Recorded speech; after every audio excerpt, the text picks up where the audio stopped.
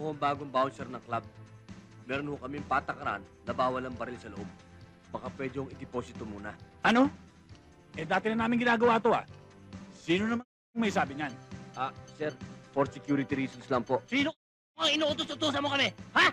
Hindi ko po kayo iniutusan, sir. Pinapatupad ko lang ho ang patakaran namin dito. Ano kayo? Ano gusto mo?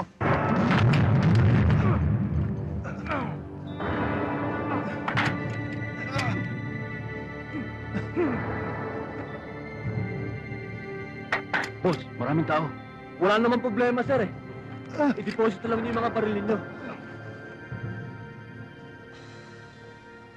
Swerte mo, may importanteng lakad ako. Sa ngayon, lamang ka. Pero sa susunod, sisiguraduhin ko sa'yo. Ako naman ang lalamang. Sige, isurrender niyo yung mga baril.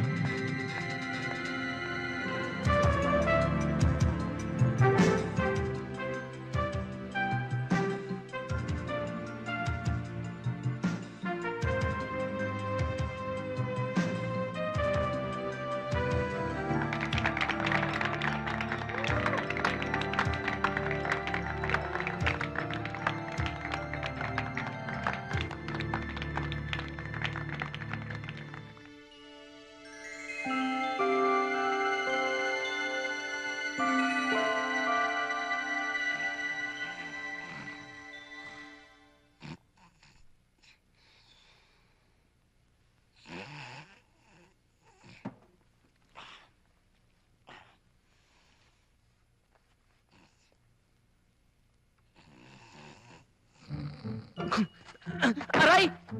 Aray! Pare, ang sama na panaginip ko. Parang winawalis yung mukha ko eh. Ako yun. Ginigising talaga kita. Ano ka ba? Kung kailan ka sa harapan ng tao sa pagtulog, tsaka mo ako gigisingin. Ano ba problema mo? Naisip ko kasi si Varga, eh. Hindi ako makatulog. Bakit kaya? Di ba pinaalala ko na sa'yo, kalimutan mo na yung mga babae dahil visit sa buhay yan. Anong visit? Hoy, ang mga babae, sila ang ilaw ng tahanan. Sila ang nagbibigay ng liwanag sa kadiliman. Ano ba? Ganun ba yun? Oo, ganun yun.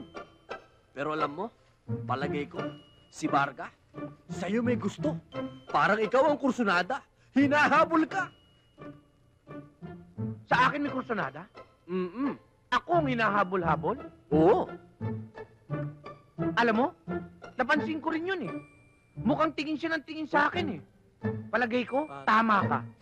Ang galing mo! Matulog ka na! Kita mo to. Ginising-gising mo ako. Ngayon, gusto matulog naman ako. Yun. Huli! What? Aba!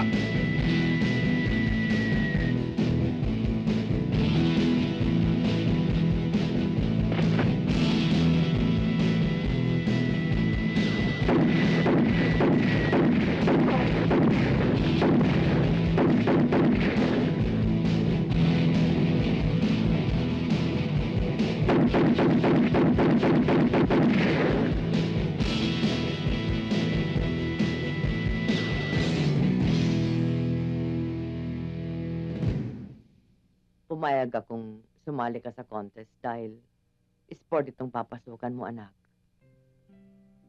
At yan din ang pangarap ng tatay mo, ang makuhang medalya sa larong yon at bigyan ng karangalan ng baryo natin. Pero, Bulit, tatandaan mo ito. Kailanman, hindi gagamitin ang baril sa pagpatay ng tao. Naintindihan mo ba ako, anak? Opo, Nay. Mahal kita, anak. Mahal na mahal kita, anak. Mahal ko rin po kayo, Nay.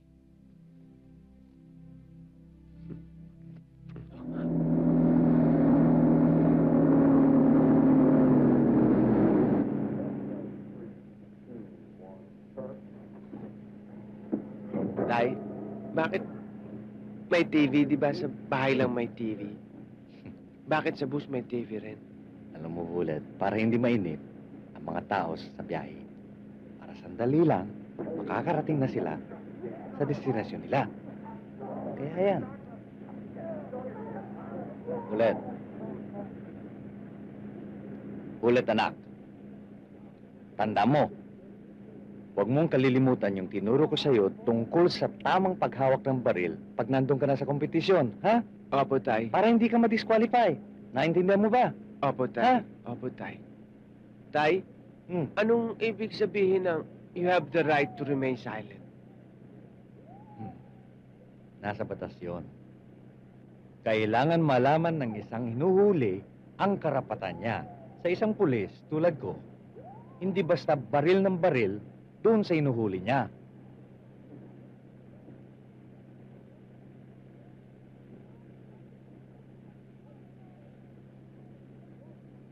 Tay, Hmm. Tay. Mana pala ako sa inyo. Kasi natutulala rin kayo kapag kinakausap kayo. Tulog na.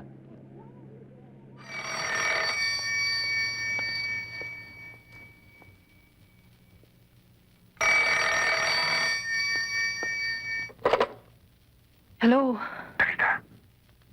David? Kakausapin ko si Mr. Solis. Sir? Si David. Hello, David. Nasa akin na ang Diyos. Sasabihin ko sa iyo kung kailan ko kukunin. Ingatan mo lang muna. Gusto mong makausap si Tarita? Tarita, oh. David, mag-iingat ka.